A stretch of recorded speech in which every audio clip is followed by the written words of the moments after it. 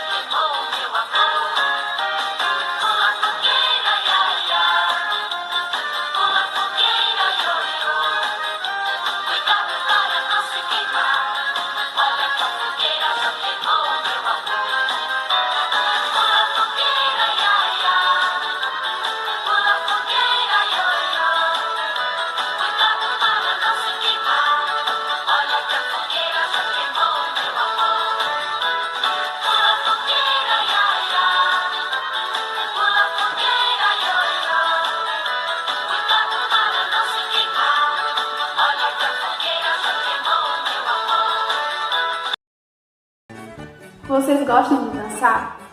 A tia adora, principalmente músicas juninas. Mas agora vamos explorar a palavra fogueira. Quais letras formam a palavra fogueira? Vamos ver? O F, O, G, U, E, I, R, A. Muito bem. Fogueira. E qual será a primeira letrinha do nome fogueira? A letrinha F. E qual será a última letrinha? A vogal A. Parabéns. E quantas letrinhas será que tem nela? Vamos contar com a tia? 1, 2, 3, 4, 5, 6, 7, 8. Muito bem! E como atividade de casa de hoje, vocês vão fazer esta. Vocês vão pintar a mãozinha de vocês com tinta guache e vão fazer a fogueira. Olha que legal! Então, nossa aula de hoje fica por aqui.